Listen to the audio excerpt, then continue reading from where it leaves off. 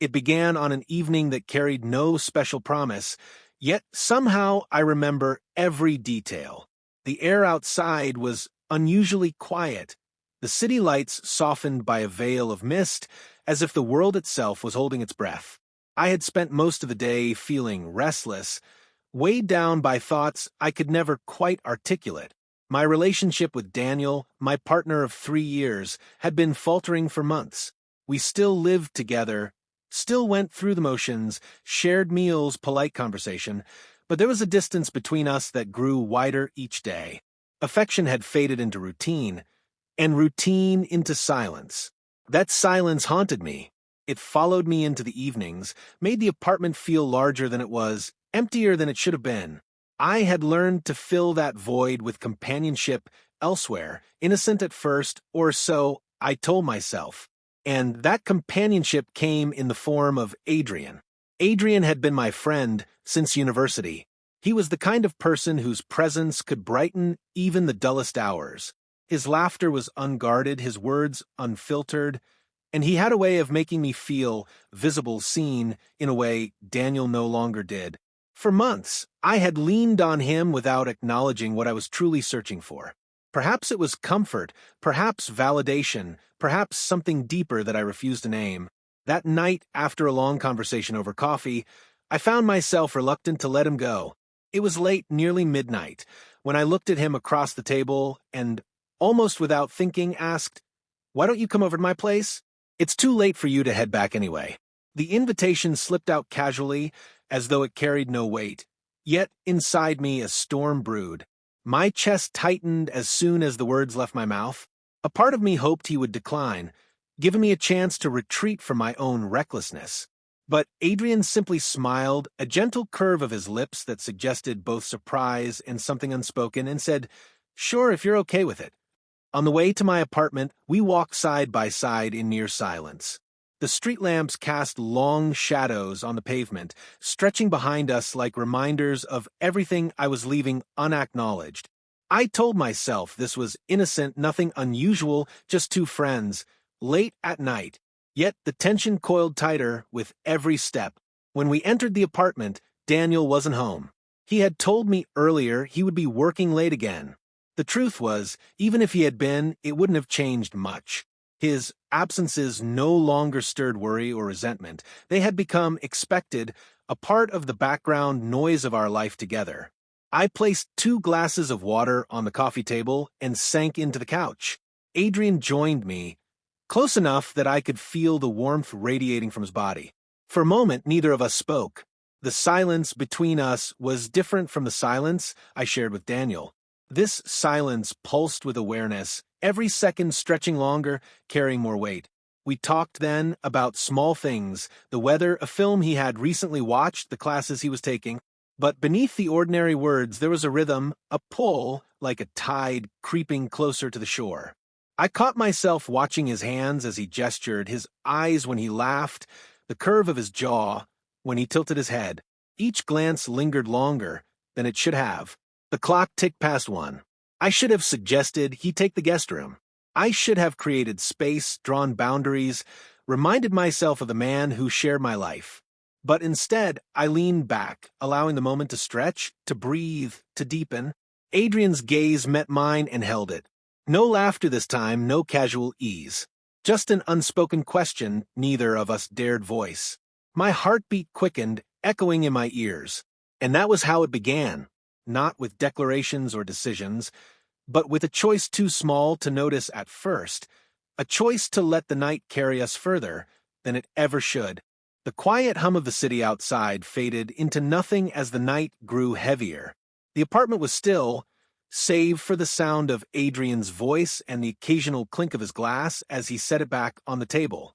He leaned forward, elbows resting on his knees, and his expression softened in a way that felt strangely vulnerable.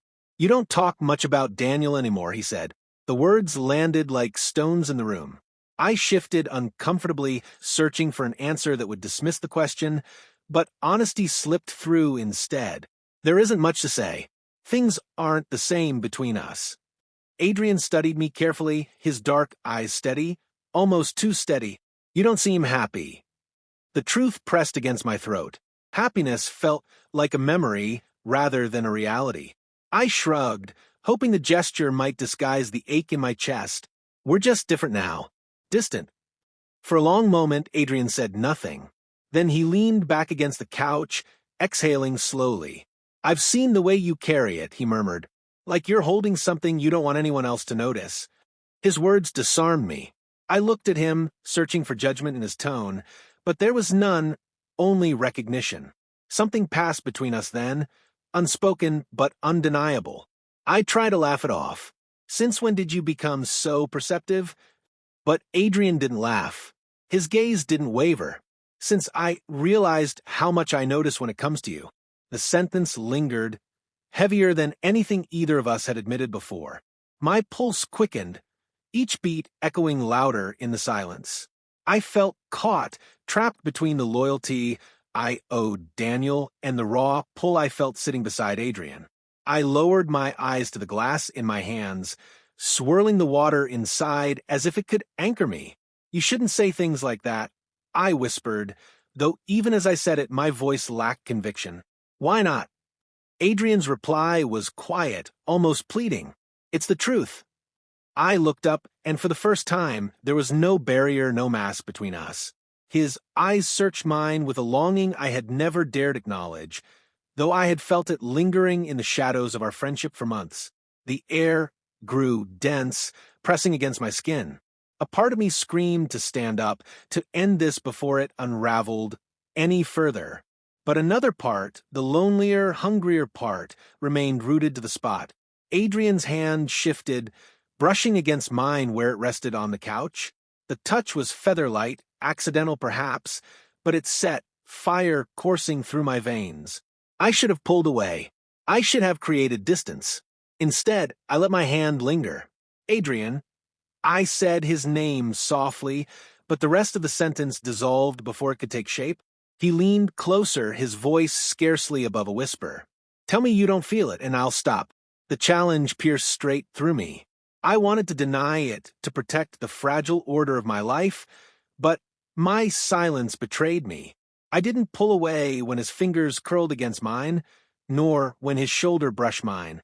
Then his lips found mine, tentative, searching, hesitant. The kiss was brief, barely a moment, but it shattered everything. Guilt slammed into me as soon as we broke apart, and yet beneath that guilt a surge of exhilaration pulsed through me.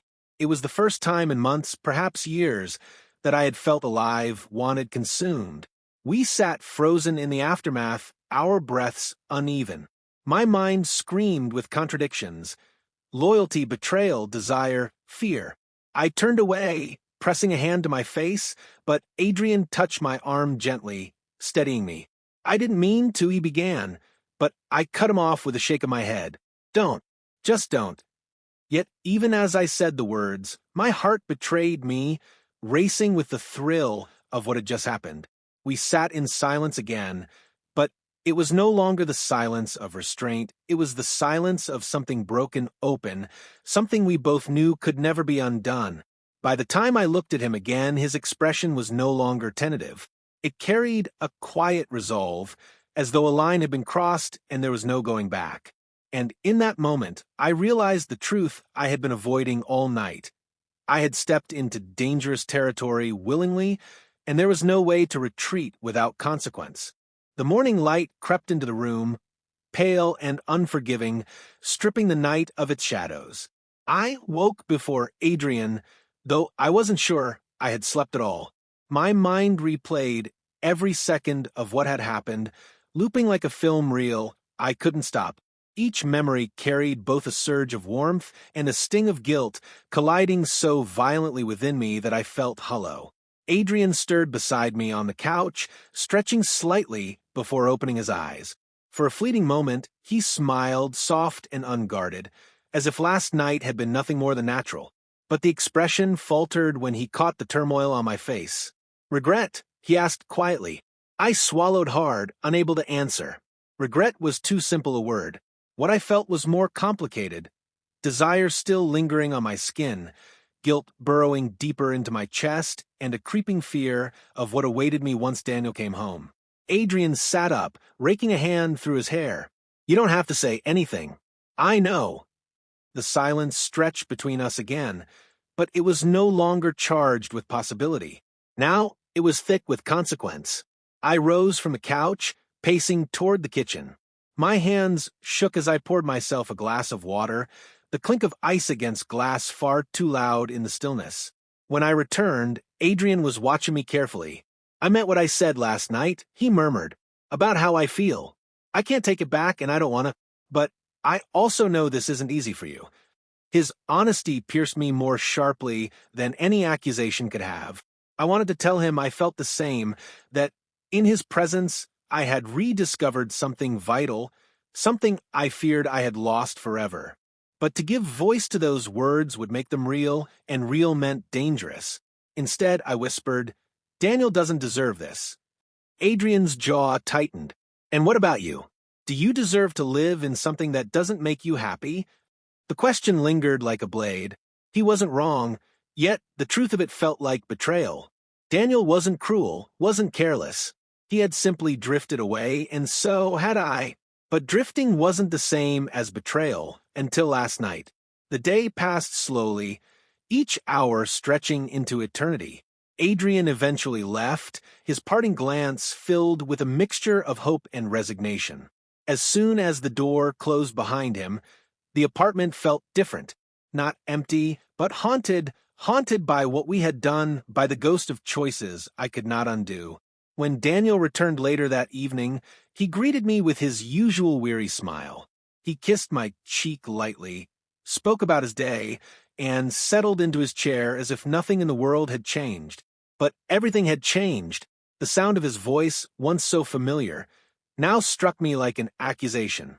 I forced myself to answer, to play the part of the devoted partner, yet every word caught in my throat.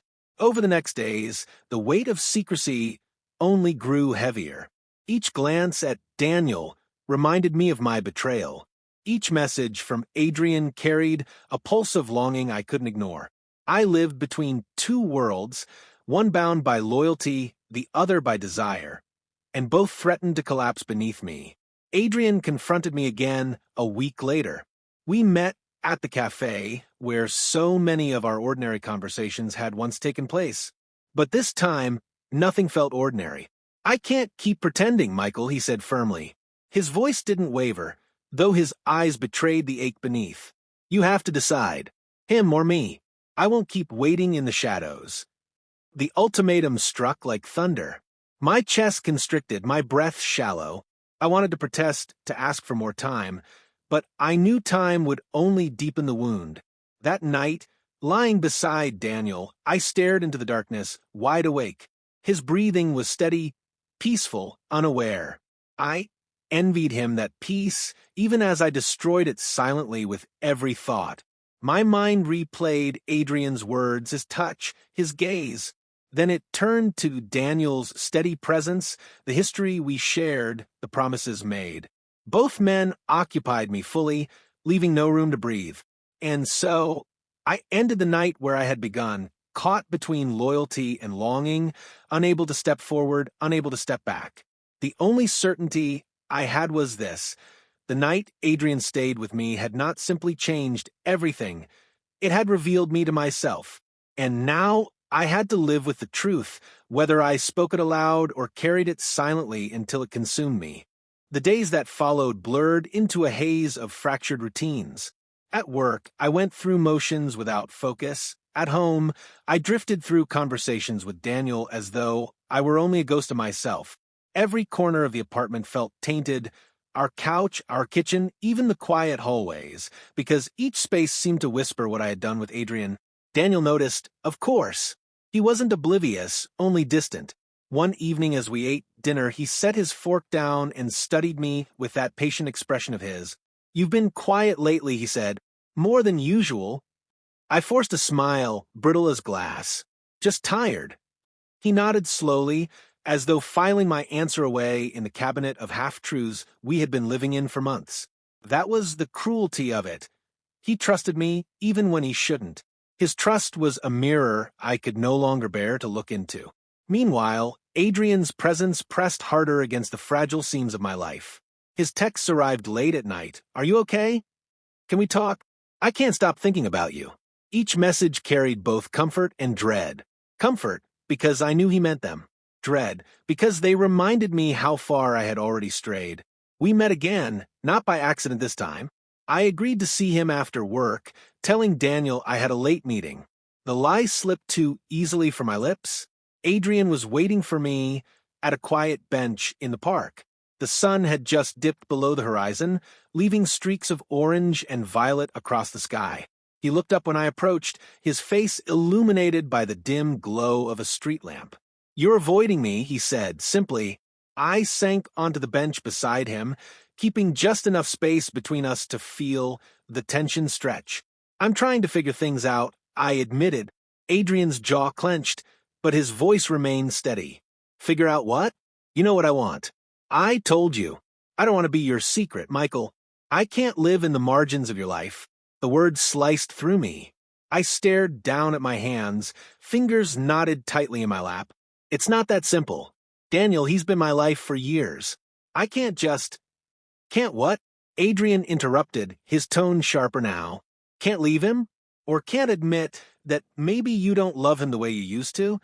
His question hit me like a blow. I opened my mouth to respond, but found nothing. My silence was its own confession. Adrian sighed, softer this time as though deflating. "I don't want to hurt you, but I also don't want to lose myself waiting for you to make a choice." We sat in silence then, the park around us fading into shadow. I wanted to reach for him, to close the distance, but fear rooted me in place. Fear of Daniel's trust, fear of my own cowardice, fear of what it would mean to give myself fully to Adrian. Eventually, he rose, brushing off his hands. "When you're ready to be honest with him, with me, with yourself, call me—" His voice was firm, final. Then he walked away, leaving me alone on the bench with nothing but the sound of my own ragged breathing. That night, when I returned home, Daniel was already asleep. The sight of him, peaceful, unguarded, struck me harder than any confrontation could. I stood in the doorway for a long time, my chest aching with the weight of both love and betrayal. I slipped into bed beside him, careful not to disturb his rest. But as I lay there staring into the dark, I realized that the walls of my double life were closing in. The night Adrian stayed with me had been astonishing, yes, but its echoes were louder than I had ever imagined. And sooner or later, I would have to choose whose silence I could live with, Daniel's or Adrian's.